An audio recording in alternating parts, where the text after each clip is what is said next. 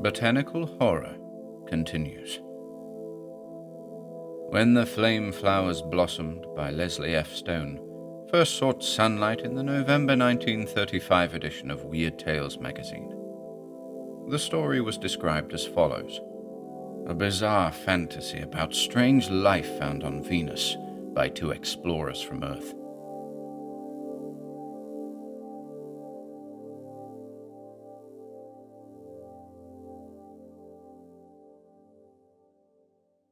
When the Flame Flowers Blossomed by Leslie F. Stone. One moment the forest was serenely quiet, somnolent. The next it was in an uproar. For it was not every day that a spaceship dropped out of the swirling mists that topped the waving fern crown of the tallest and most ancient of the great Ancardus tree ferns, furrowing the rich dark loam of the clearing floor.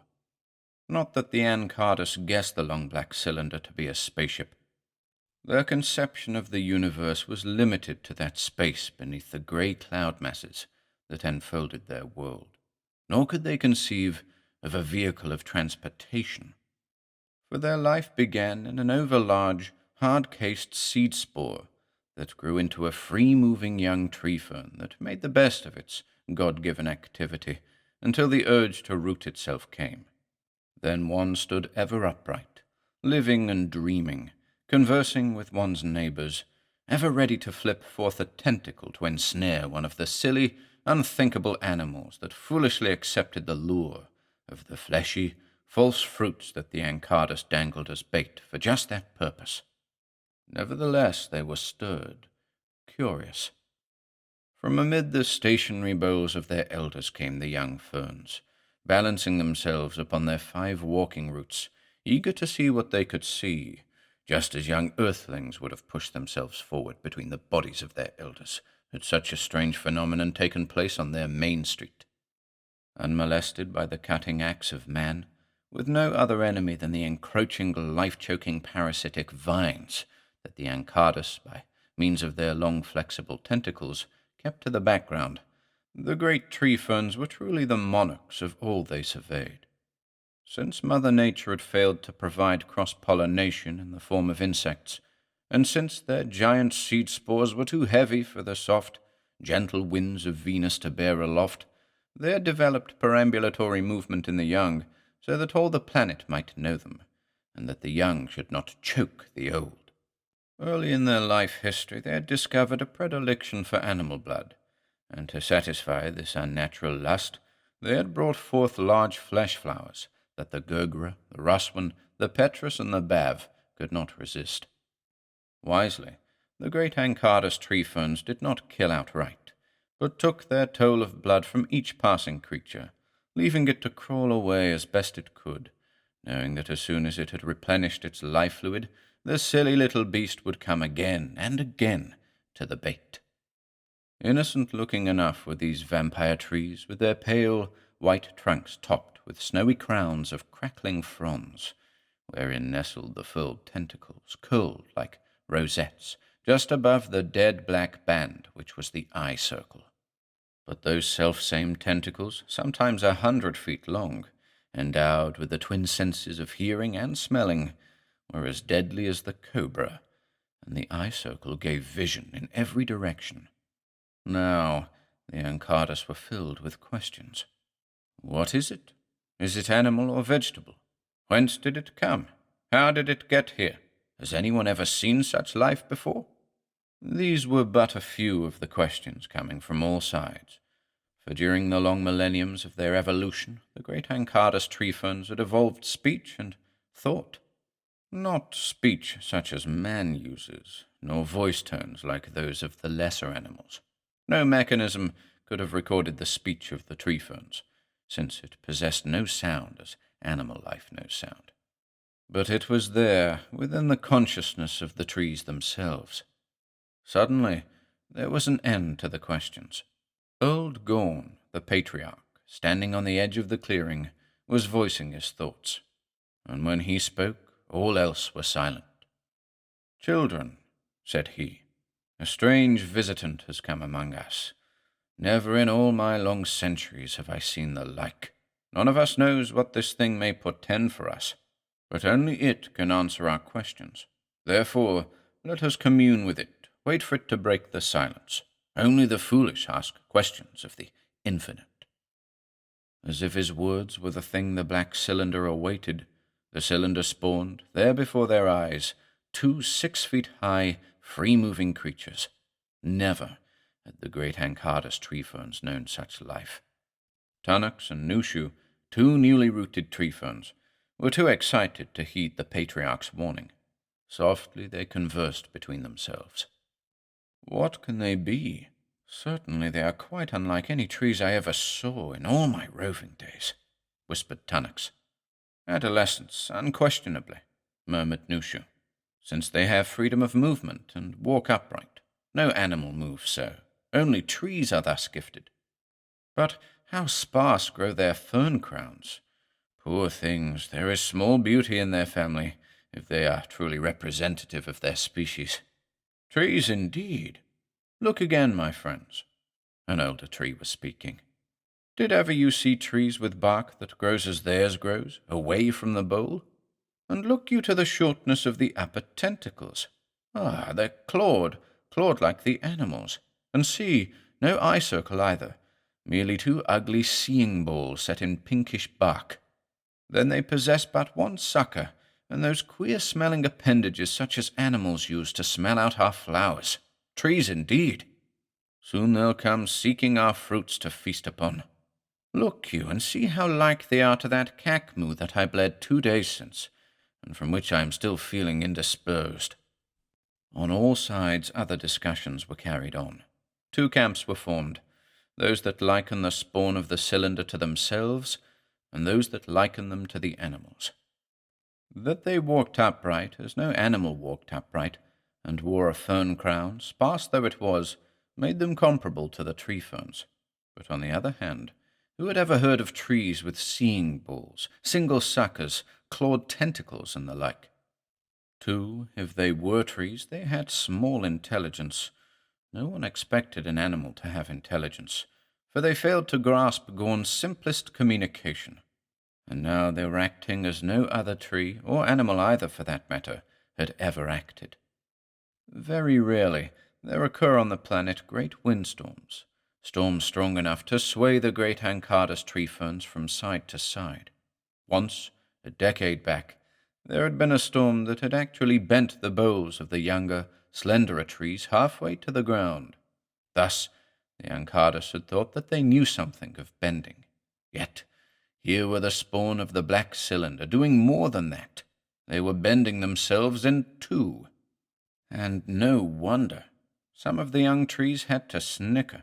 To pluck something from the ground, the poor creatures had to bend themselves double, for the simple reason that their grasping tentacles could not reach the ground.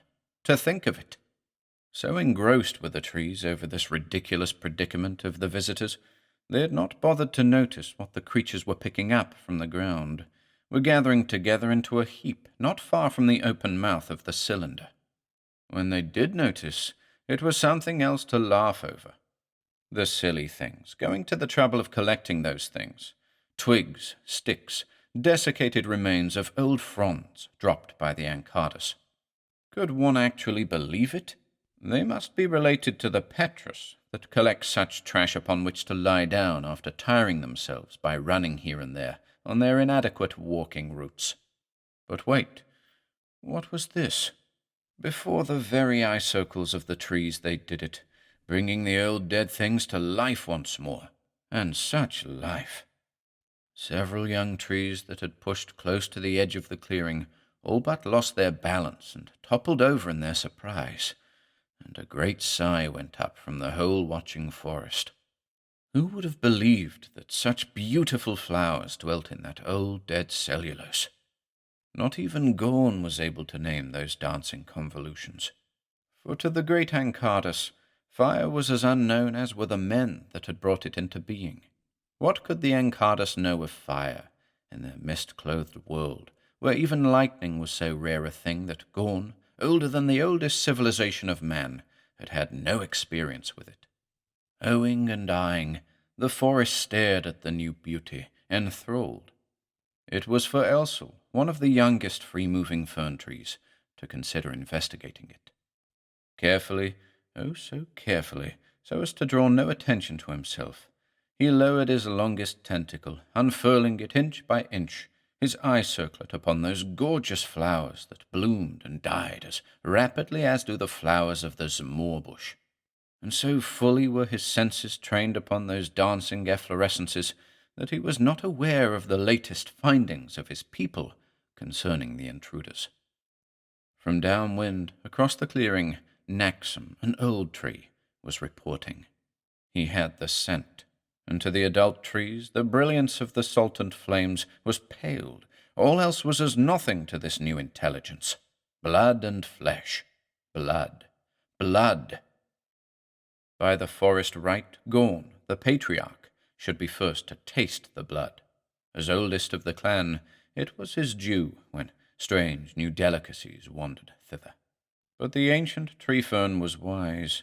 He had seen what had overtaken tree ferns that had dined unwisely, for not all animal blood is beneficial to tree life. Not far from where he stood, there leaned the remains of a tree fern that had sipped the blood of a pocus, a creature tradition taught was poisonous. It had been at a time of famine, and Daxa, the rash tree, had not listened to Gorn's sage wisdom when that soft-fleshed beast came into the forest.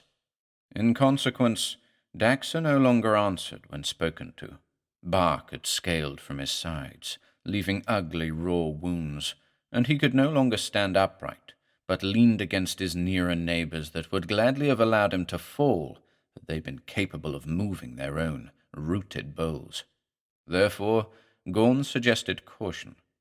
He asked that lots be drawn, that but one of their number taste the blood of the strangers. That one's reward, in turn, would be that of a hero or a martyr, as the case might be. Wherefrom come this pair, therefrom will come others. Bide your time, and when the black cylinder spawns again, all shall dine. Else leave the creature strictly alone, according to the findings. But for the first time in his patriarchy, his people had not wanted to listen to Gorn. One only to be chosen to the repast? Was Gorn in his dotage? Nay, here was blood, and according to Naxum, its odour was savoury. The pocus, they all knew, was poisonous. Was that reason enough to condemn the new animals likewise? Nay, if Gorn refused his right, then the rest would adhere to the law. The law! And the next instant the forest bloomed like a fairy glade, as every Ancardus within a quarter of a mile of the clearing, excepting Gorn, blossomed with brilliantly tinted false fruits that they brought at will from an excrescence at the tip of the long, grasping tentacles. Henceforth, everything depended upon the prey itself. They would choose that fruit most attractive, and to whomsoever selected went the spoils. That was the law of the forest. Never in the history of the Ancardus had any red-blooded creature refused the lure, and certainly they had no expectation that the newcomers would ignore it. Such a thing was unheard of, yet the men gave but a long, wondering glance at the floral display, turning back to the strange, shiny object they had in the meantime dragged from the cylinder, a queer affair of queerer angles. How were the Ancardus to know this for a radio with which the men intended to contact their home planet, to advise it of their safe arrival? Space, time, radio, these were as nothing to the Ancardus. They knew only consternation at this untoward event. Such a happening was without precedent in their annals. It went against all tradition. An animal to disregard their lush, richly odorous fruit? Unthinkable. Unwilling to believe that the creatures would not rise to the bait sooner or later, they waited, tense. However, not all the Ancardus were thus aroused. Little Elsel, the young free-moving tree fern, was not at all concerned in the blood of the cylinder's spawn. Not until he had rooted himself would he bother himself about fleshy animals. It was the flowering flames of the campfire that intrigued him. By inching his tentacle forward over the ground, he had reached a point midway between the fire and himself without having been detected by either the fire breeders or the tree ferns. The radio, which the pair were setting up, likewise meant nothing to him. Its squareness was something outside his comprehension. Only in the infinitesimal does nature produce cube shapes, and the object before him was as outre to him as a three-dimensional object would be to a two-dimensional creature. All the senses of the young tree-fern were concentrated upon the campfire, with its ebullient blossoms rising and dying in one breath. So it happened that he did not notice that one of the pair had turned its seeing balls in his direction. Rising from the spot upon which he had folded himself, the creature shuffled across the clearing to where Elsal's tentacle tip lay. Frightened, the perambulatory tree-fern froze into immobility. His tentacle lay like a dead end of a creeper vine. It gave him shivers to see the beast bend down to inspect it with near-sighted eyeballs, and he sighed a great sigh of relief when the creature went back to the fire. Waiting until he was settled once more, Elsal again took up his march to the flames. It was purely accidental that he brushed the stumpy walking route of the second creature bending over that squarish object by the fire, nor was he prepared for the wild yell the thing emitted, causing the pair of them to dash away in wild confusion. That, however, was to be expected, for did not all animals respect and fear the great Ancardus? Only Elsal had not expected them to return so quickly to pick up his offending tentacle. It made him cringe, that touch of warm, resilient animal flesh. Not until he had taken root could he know excitement at such close proximity. But when the same creature thrust an exploring claw inside one of his rubbery sucking cups that covered the underside of his tentacle, his reaction in closing over the claw was entirely involuntary.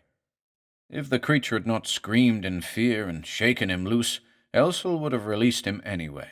Still, he was wholly unprepared for the next moment, when the tentacular feeler fell into the fire. To think that those lovely, dancing flowers could be so bitter, so cruel. The agony of Elsal's cry resounded throughout all the forest. The pain was of a proportion the like of which he had never dreamed. No wonder he writhed, beating the air, the ground, in his wild anguish. Again he screamed. Gradually, as the shock died away, he regained sufficient composure to withdraw his wounded appendage. Nursing his pain, he turned away, halting now and then to unfurl the bedeviled member and plunge it deep into the cool, rich loam of the forest floor, wherein there seemed to be a slight balm. One would think that the Ancardus would have taken warning from that direful experience of the young tree-fern. They had all seen, and they had heard, yet the smell of the blood that Elsal had drawn was too intoxicating. Simultaneously, a dozen or more long tentacles shot across the clearing to the cylinder into which the men had darted to escape the flaying whip. They avoided the fire, but beyond that the tree-ferns were insensible to any danger that might arise from their action. Having learned something of the flexibility of those long, questing arms, the men did not quit the protective shadow of their spaceship immediately, and at sight of those feelers lashing out toward them, they ran again within the confines of the cylinder. Before they could barricade themselves, half the tentacles had followed them in, feeling with sensitive tip ends for the pair, forbidding the shutting of the ship's mouth by their bulk. Instantly, 3 tentacles fastened themselves upon the fighting form of one of the men. Somehow, the other managed to hide himself, and no matter how the remaining feelers searched, they could not find him.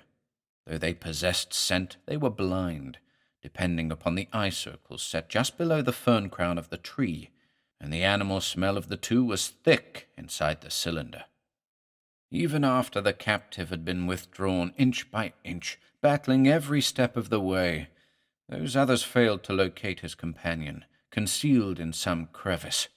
They withdrew at last, only to remain outside, waiting.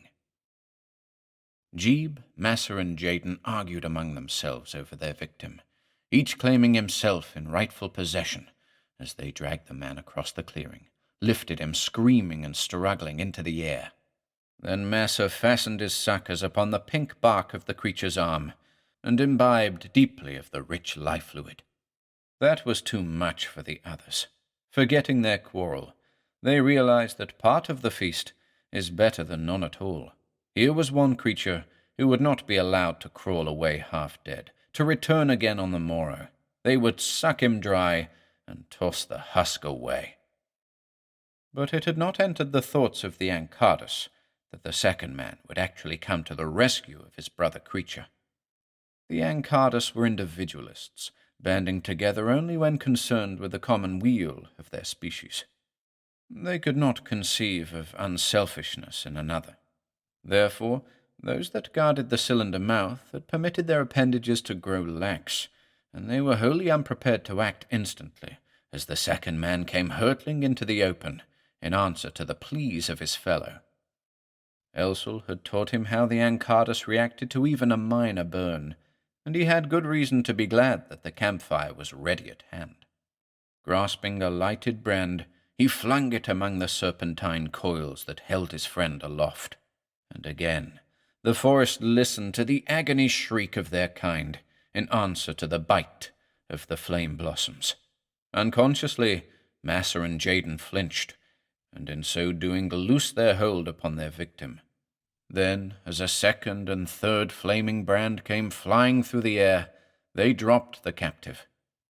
Weakened by loss of blood and dazed by the 12-foot fall, the man was slow in reorganizing his faculties, and before he succeeded in regaining his upright position, 2 more tentacles reached out and grasped him. In their gluttony, the rest of the tree ferns disregarded the menace of the flame flowers. Only no more brands came flying through the air as those tentacles in the clearing sought out the avenger. To each he was forced to give his baptism of fire before they were willing to leave him to his own devices. But they served to reduce his ammunition, and to replenish it the man had to leave the fire, dash here and there, to gather such sticks as lay close at hand. Twice a tentacle all but tripped him, but he danced safely away each time, and with the new supply of torches renewed the succor of his friend. Reluctantly, the constricting coils released the captive, who managed to climb to his walking roots and stagger several steps before another blood-crazed tree fern plucked him up. Shaking a balled-up claw at the trees, the fire breeder went farther afield to collect more fuel, taking a lighted torch for his own protection. Now, all this while old Gorn had thoughtfully been considering the scene. It had come to him that without a replenishment of his campfire, the fire breeder was powerless. Thereupon, he transferred his surmise to his people, pointing out that if they but prevented the creature from gathering more faggots, there could be no more fire blossoms. Acting instantly upon the suggestion, a threatening circle was formed just out of reach of the fire itself. But Gorn had not taken into account that inexplicable force driving the man to the aid of his companion. Finding his way barred on all sides, he refused to acknowledge defeat. Turning upon himself, he tore away part of what to the trees appeared to be his outer bark and threw it into the fire. Appalled, they saw him pluck it out, flame-covered, and toss it into the air. Taking the form of the Fusime, the only flying thing of Venus, the coat slithered toward the captive man. Straightway Hudge and Herrill, his captors, dropped him just in time as the burn thing enfolded him, falling flame-side out. That large chunk of burning life was too much for the horrified tree ferns. Had the great Ancardus tree ferns but guessed the deadliness of those licking flame tendrils, they would have suffered the agonies of hell to stamp them out. But all they did was to gaze jealously, waiting for the fire blossoms to fade away, that they might again seize their prey. Those that had not been beset by the fire as yet were dubious, only half believing that the golden-red flowers were as hurtful as the screams of those who had felt their scorching breath made them out to be. Still, because they half believed, they stood back, waiting. Meanwhile, their erstwhile victim was having his own troubles. Fire is at best a treacherous friend, and though he had tossed the burning cloak from him, Coals of fire had already eased themselves into his hair, his clothing. Slapping them did not avail, and he dropped to the ground to roll and twist in an effort to put them out, only to aggravate them in a bed of dry brush that lay in his path. True, as long as the fire wreathed him, he was safe from the trees, but at the same time his condition was precarious, too weak as he was to fight the fire properly. Piteously, he called to the other to save him. But the fire breeder was in bad straits himself, threatened on every side by the enemy, unable to gather more fuel. He had already removed his boots, was coaxing them to burn, when suddenly he spied something he had not seen before, an old log lying in the shadow of the spaceship. Using one charred shoe in which a flame teased as a shield, he forced several tentacles to give way until he could grasp the log end. Dragging it to the fire, he thrust one end into the fire, but the log refused to burn. Gorn had forgotten that he had begged his people to let the visitors go unmolested. Now, in high glee, he cried out, "He is defeated, and I, in my right, demand his blood. He is mine." And as he spoke, his tentacles shot across the clearing, only to dart away again in dismay. Even as he had spoken, the old log began to smoke. A feather of flame ran halfway up its length, died, only to be followed by a second tendril that bit deep into the butt. Shouting his joy, the fire breeder waited long enough for the fire to burn merrily. Then, like a flaming sword, he used it to force the enemy to writhe away. One by one, the menacing tentacles slithered to one side, opening up the path that led to the side of the other man-creature, who now lay as if dead, soot-blackened. Beating out the flames that still wreathed him, the fire breeder picked his comrade up and flung him over one shoulder. Then, pausing long enough to take a better grip upon the torch, he advanced, jabbing savagely at those tentacles not quick enough to give way. Powerless to halt him, the Ancardus groaned in unison as he reached the cylinder and disappeared within with his burden, sealing the opening. But even as they lamented their loss and nursed their wounds, the cylinder gaped again, and the figure of the fire breeder stood poised before him. Exulting, the tree fern stared. Then, in one accord, dozens of long arms shot out. This time they would have him. But no, the man was wary enough. Before the opening was resealed for the last time, something came arching through the air to land at the roots of old Gorn. It was the flaming torch. Again, the Ancardus turned to their leader for advice. Should they try their strength upon the cylinder, crush it and pluck the creatures like Bav from their hole? For the first time in their existence, the old patriarch had no advice to give. He was more concerned with the hungry flames at his feet, one of which had already tested the texture of an old gnarled root that had broken through the forest loam. The next instant, the cylinder was taking to the air, filling the forest with an ugly roar. Then it was level with the fern crowns. For a moment, it seemed to hang suspended between land and sky, and to the horror of the Ancardus, its rear end seemed to ignite in a great blast of withering fire. The fire breeder had his revenge, as the long tongue of flame bit deeply into the heart of the Ancardus grove. With his departure, a new sound came into the forest, a deep, throaty roar interspersed with strange, unnameable creakings and cracklings, wherein were intermingled the cries of the dying race, the loudest of which was the shriek of old Gorn. Once inoculated with the virus of the fire, the whole world seemed ready to burn, as immense flowers reared their angry, licking flames into the tallest perches of the forest, devouring everything in their path.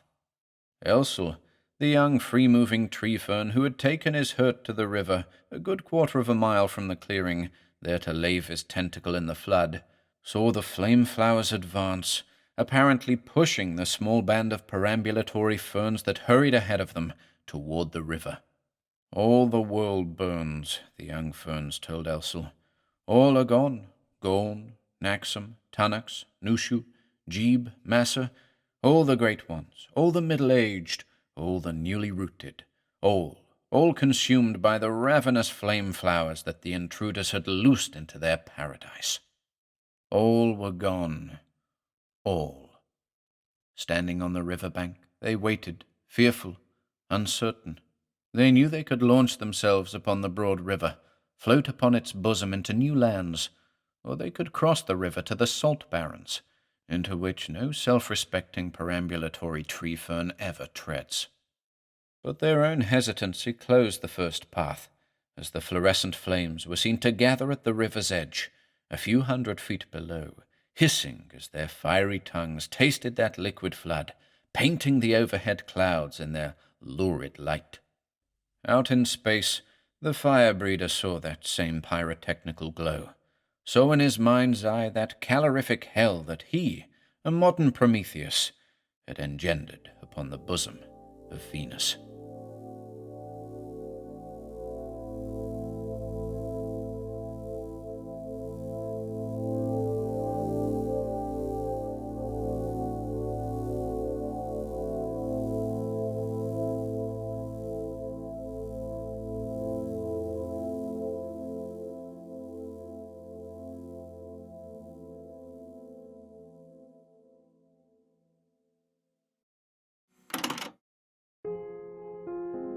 If you enjoyed listening today, be sure to subscribe to the channel by hitting the red subscribe button below.